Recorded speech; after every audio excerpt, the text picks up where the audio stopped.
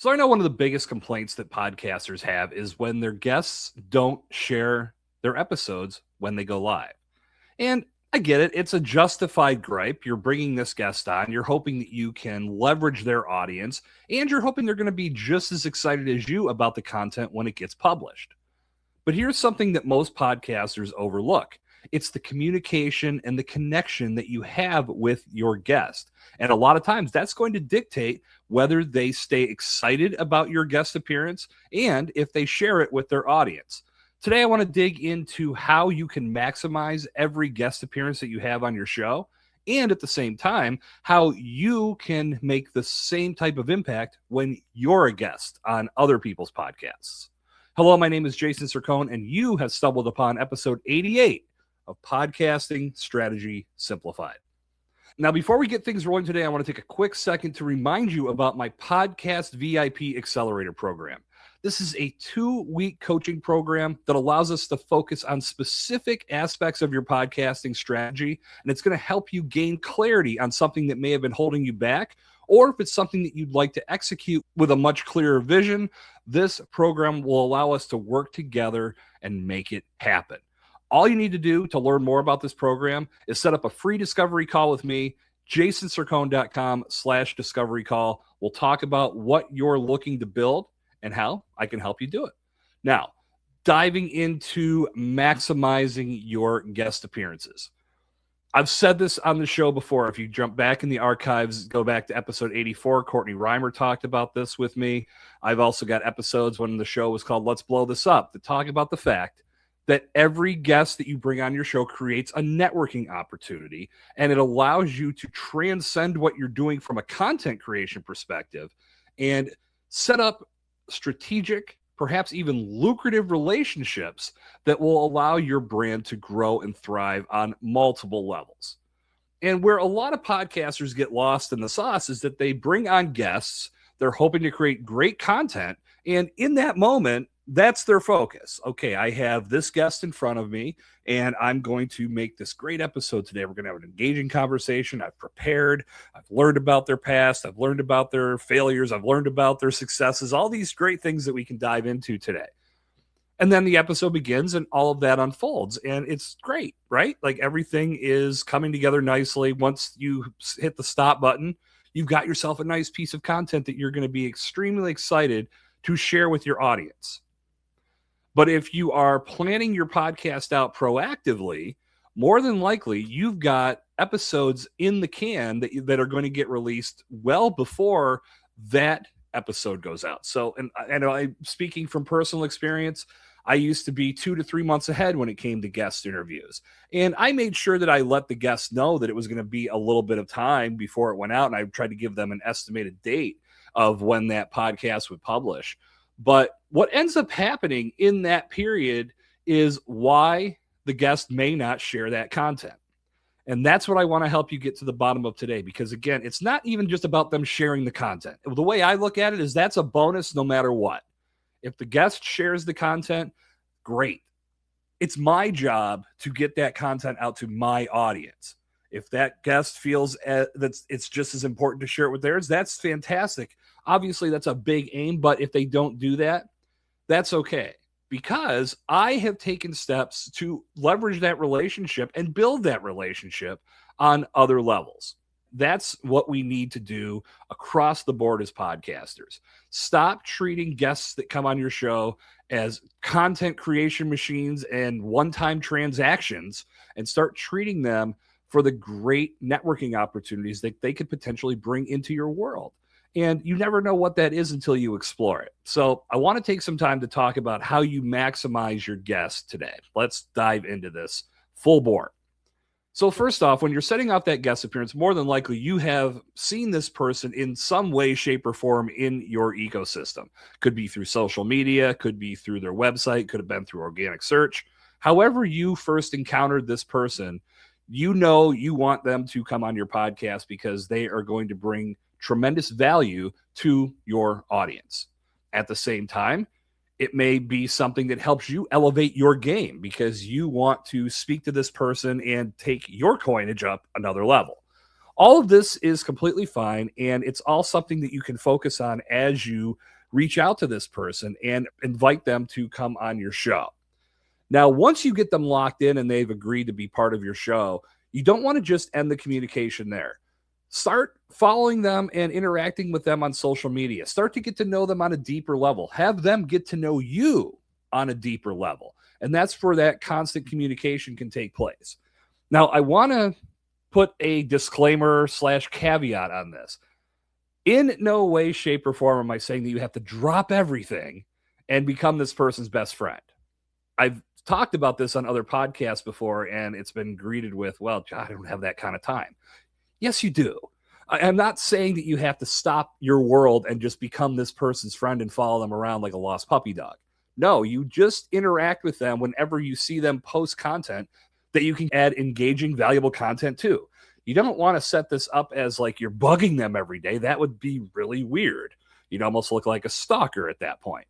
But you do want to pay attention to what they're doing, because they may be launching a new initiative, or they may be talking about a subject that you know is relevant to your world too. Now you can bring it on your podcast, and it can make for a great engaging question when you start the conversation or throughout the conversation. I saw you post last week about XYZ. Tell me about this a little bit in more detail, or however you want to frame the question. But it shows that you are paying attention to their world. That's going to make them feel more valued as a guest.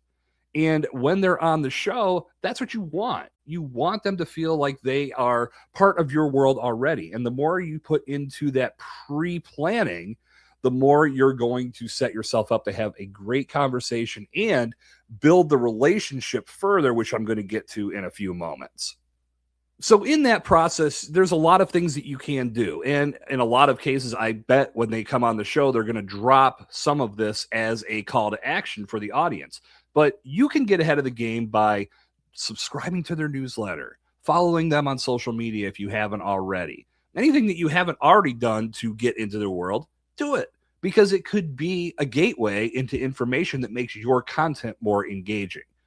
Another thing that you can do is get their feedback on the conversation that you're planning to have. I've seen podcasters send the questions that they plan to ask. I don't think you have to go to that level, but something I like to do with my guests before their appearance is just reach out and say, this is where I'm thinking about going for our conversation. What do you think? Is there anything that you can add to this? Are there any specific questions that you would like me to ask, or any specific topics that you would like me to dive into? Again, involve them in the process. Keep them engaged with what you're doing. That's going to allow much more engaging conversation to unfold when the interview takes place, which of course bleeds into the next part. Have deep, engaging conversations. Don't make it surface level. Try to get them to tell stories that they've never told before. This is where all of that activity prior to the interview and guest appearance will help, because you may see something that no one has ever asked them before, or something that they just started talking about, so they haven't even had an opportunity to talk about this in a live setting like a podcast. So be engaged on that level and ask questions that go beneath the surface. Don't say to an author, tell us about writing a book. Like, that's surface level. Ask them something like, in the creative process, was there ever a time where you were so pissed off with everything that you were doing and everything that you were writing that you wanted to just delete the whole thing and start over? And it's a question that I've brought that example up many times. It's when you go to that next level, you might get a chuckle. And if they have something that's related to that, now they're going to go into a good story. And again, maybe they've never told that story before. But that deep engagement is going to lead to the content that's going to make your audience want to sink their teeth into. That's what keeps them engaged in your content. If you put good conversations in front of your audience, now they're going to feel more prone to go back in your catalog and see what else is happening. Check out conversations that they may have missed. So these are big things, and they're not hard to accomplish. It's taking vested interest in your guest, but also showcasing that you have vested interest in your podcast. This isn't just some fly-by-night content machine. You actually give a shit, and you want to take things to the next level, and the conversations that you have are allowing you to do so. Now that the interview has taken place, this is where the ball often gets dropped. And this is the most important part in the process, in my opinion. I feel that if you can master this part, you are going to open up opportunities that you never thought possible, because you never know what that guest can bring to you. And if you don't take the steps to open up these doors, you'll never know. Too often we treat this as this one-time transaction, and once the interview ends, it's like, great, thank you. I'll let you know when this is going to go live. And then the conversation dies from there, and that's where the opportunity gets lost. So what can you do to improve upon that? First of all, let's talk about the green room. Now, in case you don't know what that means, the green room is a slang term in podcasting for the before and after interview conversations that take place. In a lot of cases, the green room is where the magic happens. Yes, the podcast, of course, is great for synergy and building that content. Obviously, what goes out to the audience comes from the recording, but what happens in that relationship building process often starts and builds in the green room. So beforehand, you can start off. I usually start off by asking if they have any questions about what's going to happen today. I'll let them know what's going down. I've already let them know this prior, but just as a refresher, here's what we're going to do today. We're going to record for this time. All the things that they need to know to get them ready and make them comfortable. And we may shoot the shit for a few minutes and joke around and just get ready for that recording session. But I'm ready to get that conversation going, and I usually get that rolling in a few minutes. You may choose to have a longer, in-depth conversation at the beginning. It's totally up to you, but be respectful of your guest's time. You don't want to set up a scenario to where they only have an hour, and then you spend half an hour shooting the shit at the beginning in the green room, and then all of a sudden they have to go and you can't get the full interview executed. So I like to do the conversation after the fact. Make sure I get the reason they showed up for down on paper, get things recorded, get things in motion, and then we can talk after the fact. So in that green room, after the interview ends, you've now spent X amount of time together, however long it took for you to record that interview. More than likely, and I'm not saying this is a 100% thing because sometimes this doesn't happen, but more than likely you've built some chemistry with that guest in that time frame. Like I said, we don't always click. There are times where you think you're bringing somebody on that's going to make for a great conversation and add tremendous value to your show, but they just go into sales mode. Or there's never a point where you both truly click and it just doesn't come together. I feel that if you do your research ahead of time and you listen to them on other shows, or you connect with them and have a pre-existing relationship before your podcast starts, it's going to make that part of it go away. But at the same time, not always 100% synergistic. But let's stay on the happy side of this and say that you have built some chemistry. Now you're in that green room after the conversation, and this is where the magic can happen. So you may choose in that moment to start talking about business. You don't want to go into sales mode. It's like, oh my gosh, you need to buy my thing, or I need to buy your thing. Like, everybody's got their agenda, right? But you don't want to just start becoming a salesperson. This is the first step in building that relationship. Talk about how good the show goes. Refer back to something that you talked about so you can revisit it. Who knows what that's going to open up? Now, you can go one of two ways with this. I like to wait till the next day to do what I'm going to explain, but you could also do this in the green room if you want to. I like to offer my guests an opportunity to connect on a level that doesn't require us to record content. My slang term for it is plot world domination. I'd like to set up a call with you to plot world domination. And what I mean by that is, let's explore some of these things we talked about today. And let's talk about ways that we could potentially work with one another. Maybe we both have clients that we could refer to one another. There's a number of things that we could probably do. And we are like-minded professionals in the same industry. More than likely, we've got some connections and some things that are already interwoven. We just have to explore that. So you can open that up in the green room if you like, if you feel the opportunity is right. I like to let things die down for a day and just everybody decompress after the interview and then come back the next day and thank them for being part of the show. I'm looking forward to releasing this content. I'm going to have it go out on this date. While we're waiting for this to go live, let's set up a call to plot world domination. I'd love to talk to you on a level to where we can connect and discuss ideas, but not worry about recording a podcast and doing so. Now, does everybody respond positively to this? No, not always. Sometimes someone might say no, and that's okay. Sometimes they won't respond, and that's okay too. But if they do respond in the positive, now you have a new networking opportunity on your hands, and you can explore that for everything it could possibly be worth. And again, when you get on that call, you don't want to go into sales mode. That's not the idea. You're not bringing them on so you can sell them your product, but working together may lead to some sales. Maybe when you start talking about this with them in a more laid back atmosphere, they may say, you know what? I need what you're selling. Or I have 5 clients of my own and they need what you're selling. That's the power of networking, but you have to focus on that relationship first. So I mentioned at the top of the show how a lot of podcasters get upset when the guest doesn't share the content when it's ready to be published. This is why. What I'm talking about right now is why, because oftentimes after that recording session, the conversation just dies. And there's no connection from when the interview is recorded to when the interview is released. In some cases, as I said before as well, podcasters are planning things out in advance. They're trying to be proactive. They're not trying to shotgun content. So they may have 2 or 3 months of content built up before that episode goes live. So if you think about this, if you were to talk to a person and have a great conversation, but as days go on and weeks go on, you don't have any connection with that person whatsoever, what happens? It's not like you completely forget about that person, but they're not on the front of your mind. You're more focused on what's happening in the moment.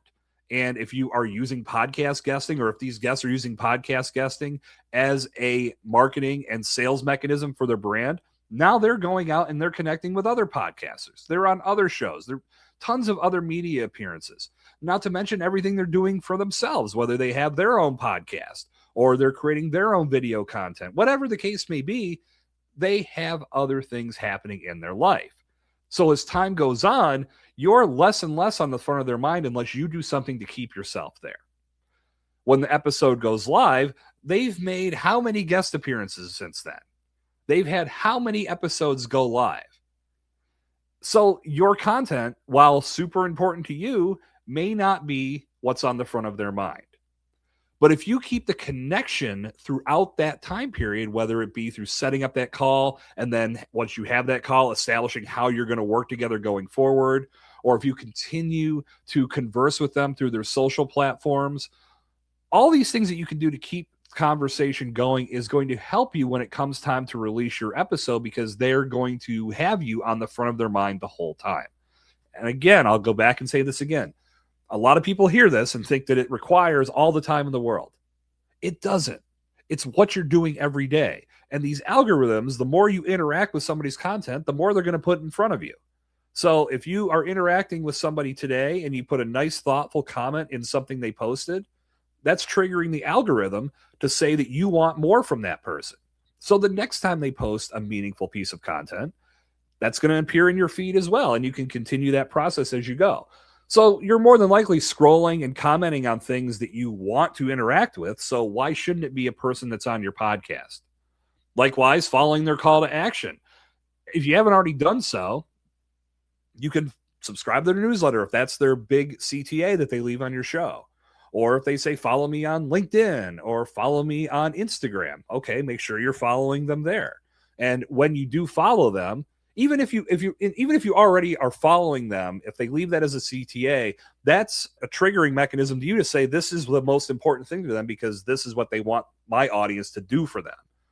So once you do complete that interview and you've done your green room conversation, you're getting your call set up with them, go to their social media platform of choice and make a post tagging them and thank them for being on the show. I just had a tremendous conversation with Joe Smith.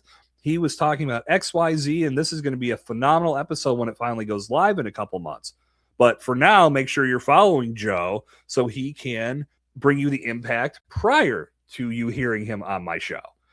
And it's little things like that that make a guest say, okay, this person is really taking an interest in what I have to do, and they're not just out to make content for their show. They are taking this to the next level, and they are truly invested in building a working relationship out of this experience. It requires a little bit of work, but not a lot. And again, I've said this. I've gone on shows, and the hosts have met me with, "Oh man, that's a lot of work." No, it's not. It's really not. And if you think about how you interact with people on a daily basis, this is life, man. I mean, this is what we should be doing. This is what we should be doing every day. Making connections, having genuine conversations, seeing what type of value we can impart in somebody's world. And likewise, in return, if you do this right, they're going to do the same for you. That's what makes the world turn. That's what keeps communication at its top level. And we lose a lot of that in our day-to-day interactions. And this is where I feel podcasting can really help capture and almost act as a throwback to some of these old school networking and old school communication habits that we used to have, with email and text and voice text, all the things that help us not have actual conversations, right? Like it's more just dialed down to let's get to the nitty gritty and then be done with it. Having that true human interaction can lead to so much good. And that's why having the guest on your show is not just about creating content. Every guest creates a networking opportunity. You just have to learn how to maximize it. So these steps are very easy to follow and very easy to implement. Some of the things that you can do can be automated. I know I've used Calendly in the past. When I did more guest-driven content, I set up Calendly with workflows to when someone booked an interview, it would send them a message automatically letting them know what the expectations for their guest appearance was. And then I had it set up for the day after to send them that thank you email and then welcome them to a Let's Plot World Domination call. And then I would have a separate link for that. So you can automate things as well. I like the personal touch. That's just me. Maybe that's a little old school for me. But overall, the point is that you want to maximize these opportunities at every juncture. And you can flip this on its head if you're making guest appearances on podcasts. It's a great way to promote your show. It's a great way to promote your brand. You can take this step because we know a lot of hosts don't at this point. Hopefully you're hearing this and you start taking different steps, but you're not always going to get that outreach from those hosts. So you can flip this on its head by following up with that host the next day and thanking them for the opportunity to be on your show and saying something like, recording content with you was great, but let's take this to the next level. Would you like to set up a call so we can plot world domination together? It works just the same. And any opportunity that you can create to build your network and open up new opportunities, that's something you should be jumping on every day. I've talked about this on past episodes of the show where we dove more into the networking aspect of podcasting, but even real life networking. What a lot of people forget is they go to a networking event and they're just firing off business cards, throwing them at everybody. And they're hoping that somebody will call them the next day. That's a very short-sighted approach to networking, and more than likely it's not going to work. People that just fire off business cards, I'm just like, okay, I put them in my pocket and I move on. I am more impacted by the people that take time to talk with me and actually have a genuine conversation. When I go to a networking event, my goal is to walk out of that event with 1 to 2 names that I can follow up with the next day and set up coffee or set up lunch, set up an adult beverage, anything that we can do to further that initial conversation. That is a successful networking event for me. With my podcast, anytime that I have a guest on the show, that is a new networking opportunity that I have to maximize. And as you know, as a loyal listener and viewer of Podcasting Strategy Simplified, you know I don't do a lot of guests. I do more solo-driven content. So when I do have guests on my show, I have to do my best to maximize everything I'm getting from that appearance. And I make sure that I do that by everything that I laid out on this episode today. So even as we continue to advance, it is May 21st, 2026, as this episode drops for you. And we've got all these great things happening in our world with technology and, the AI train. I know I've had my rants about that, My rants are more with people using it irresponsibly than what the technology is becoming, but that's a story for another day. We've got all of these things in our world, but we are still a society that should be driven by communication, interaction, connection, and collaborative opportunities. That's what podcasting puts in front of you every single time you press the record button.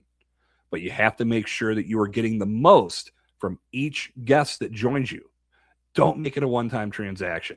Make it special. Build something that's going to allow you to maximize that relationship, get the absolute most from everything they're bringing to you, and then in turn, they get the most from you in the long run. And that's going to make your network as strong as it could possibly be, and at the same time, make your podcast something that people truly want to invest in, thus driving your brand forward. And with that, I'm going to bring down the curtain on episode 88 of Podcasting Strategy Simplified. I hope you had a great time. I know I did. Until our paths cross again on episode 89, my name is Jason Sircone, reminding you that podcasting isn't easy, but it doesn't need to be complicated. I'll see you next time.